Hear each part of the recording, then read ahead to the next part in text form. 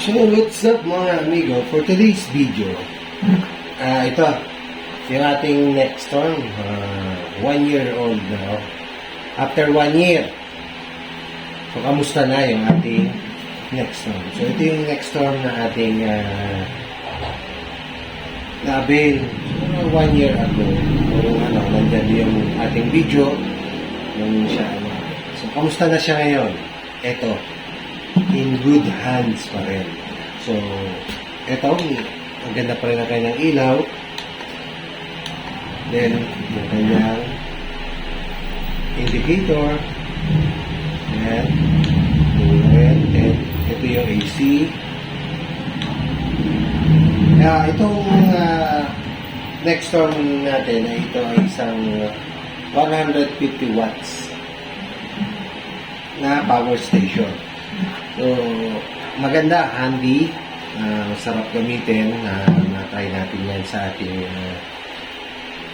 mga pagka-camping. So, ito yung gamit ko kapag sa mga ilaw. So, maganda, na reliable naman yung kanyang power. Tumatagal siya at more than 8 hours pag sa mga ilaw kung ginagamit. Then, nagka-charge. Maganda rin yung charging niya. Then, yung gamit ng ating 220. So, maganda rin. Kaya lang, ang ano niya, hindi siya pure sound wave. Medyo maingay yung motor. Hindi maingay yung motor ng mga ventilador. Pero tolerable naman yung ingay ng ating paganda ng itong ating electric fan gamit itong ating power station na Nexon. So, i-try natin para makita ninyo yung sinasabi ko. So, i-try lang natin dito sa mga clip fan. Sa clip fan, maririnig nyo na yung ingay. So, mga amigo, ito yung ating clip fan. So, i-testing natin. Lagyan lang natin ng pabigat yung ating clip fan. Ayan. So, dito, sasaksak natin dito. Then, buksan natin yung AC. Ito yung AC niya.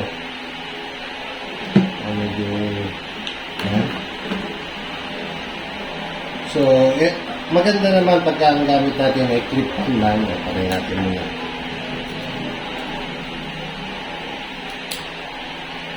Clip fan na, tahimik siya. Pero pag ginamitan natin siya doon sa talagang electric fan, maingay po yung motor niya. Para may ugong.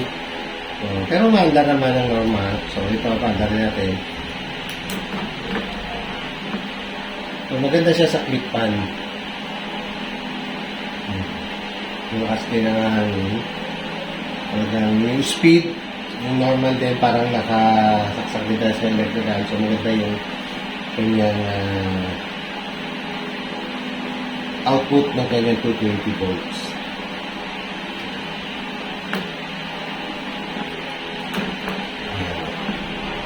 So, patay natin. So, ito nung trinay ko itong gamitin, tumagal din siya ng almost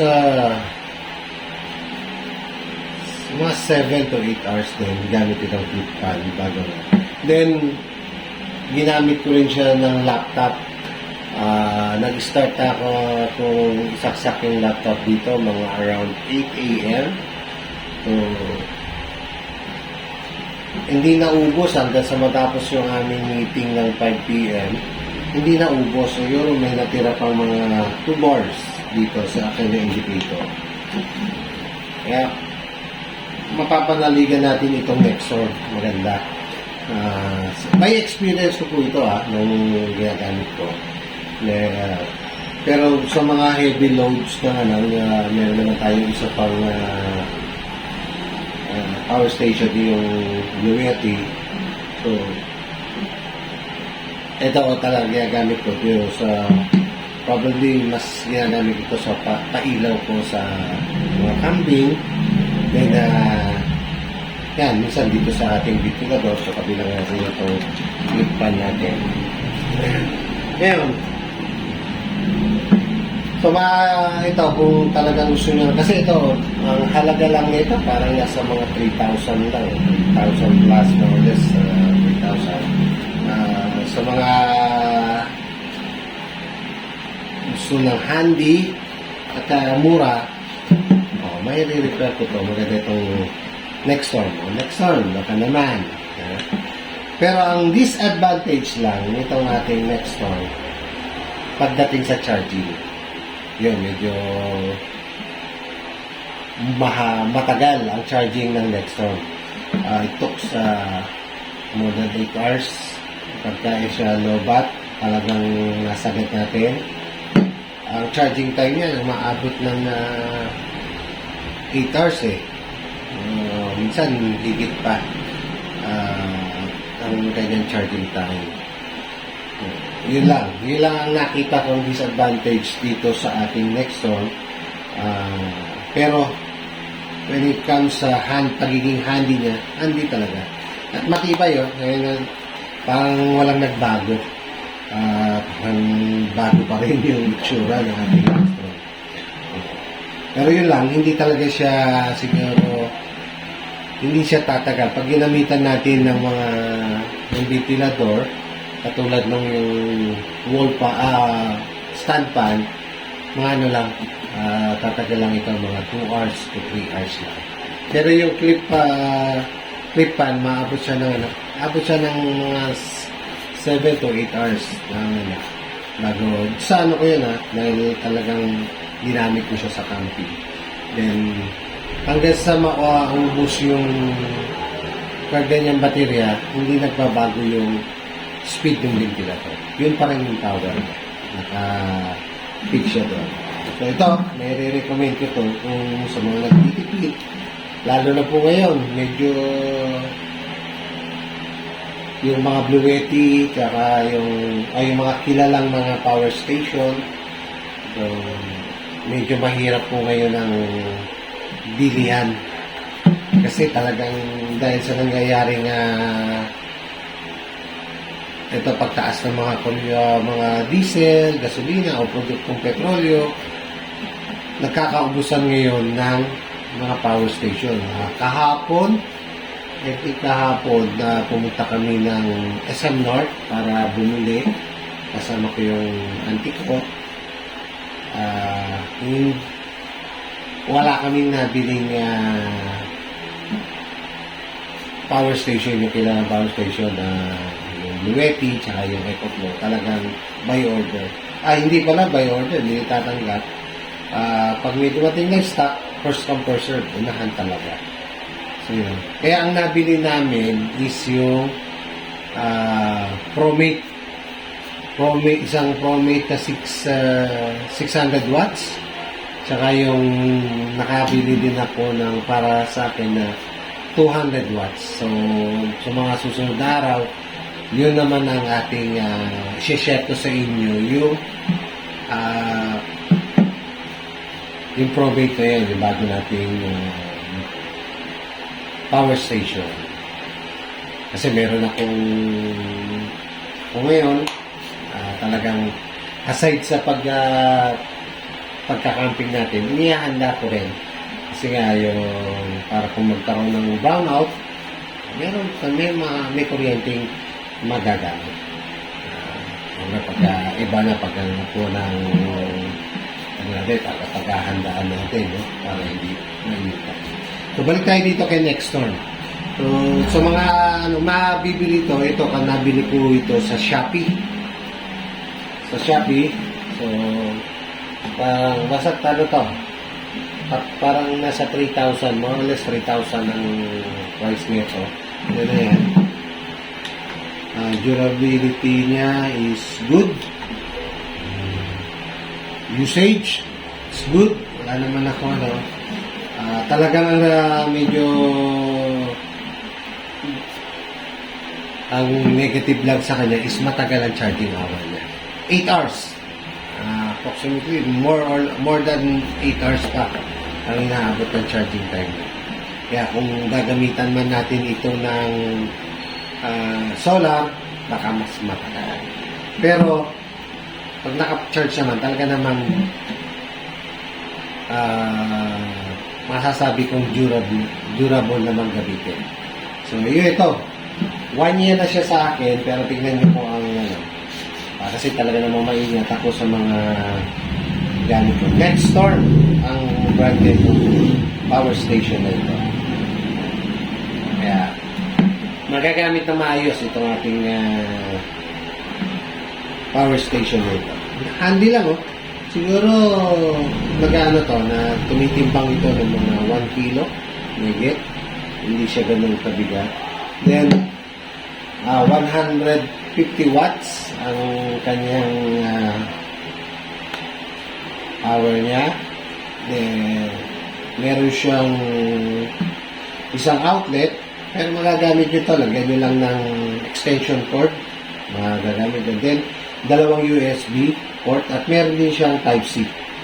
Then, ito yung charging na, ito yung input niya, ito yung charging hub niya. Dito magkakarga. Dito yung sasaksak yun. Sorry. Dito pala, sa kabila, yung charging. Ito yung naman, yung DC output niya. Ayan. Magagamit dito. Kaya ito yung ating Nextstorm, 1 year old, pagkalipas ng isang taon, maganda pa rin siya. In good condition pa rin. Maganda. Wala pa rin sira. Talagang maayos na maayos itong ating power station na ito. So, maraming salamat sa inyo mga amigo. At sana nakatulong itong ating na ito. Lalo na ngayon, marami ngayon ang bumibili ng power station. Pwede yung i-consider.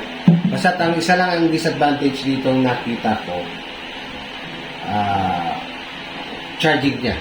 Yung charging time niya medyo matagal talaga. Overnight sinaksak ko ng anong ginamit ito sa ospital ng aking manugan ng mga anak. Chargeable na bigla. Yung pa pala, aside dun sa clip fan, mas matagal ang buhay ng ventilador kung ang gagamitin natin yung rechargeable na mga ventilador. Mas maganda ang ikot, mas matagal ang buhay nitong ating Nextstorm na power station kesa doon sa clip fan. Then, naubos yun, nag-overnight kaya bago siya na-glowbatt. Yun nga, nung i-charge namin siya ng siguro mga 9 p.m. o 10 p.m. ako kung sinaksak siya, mga natapos siya 8 a.m. saka lang siya na full charge. So more than 8 hours ang charging time niya. Kaya yun lang, sa performance na ito, goods, lahat all goods dito. Yun lang, yung charging time lang niya medyo matagal. Unlike ng mga ibang charging nito, yung Bluetti natin, 1 hour lang. Full charge na, maganda talaga yung ano nun. Then yung ProMate, yung 200 watts, 2 hours. So ito yung ProMate natin. Pakita ko na sa inyo. Then, ito naman yung ating i-unbox next na video natin. Ito yung ProMate. So, para makita niyo. Ayan. So, next video, ito naman yung aking i-share sa inyo. Itong ProMate. So, ang halaga nito, 200 watts ito. Ang halaga niya ay 8,000. So, maraming salamat mga amigo sa inyong panonood dito sa ating video ngayon. At maraming salamat. Huwag niyo po kalimutan na mag-subscribe sa ating channel. Then, paki-like and share din po.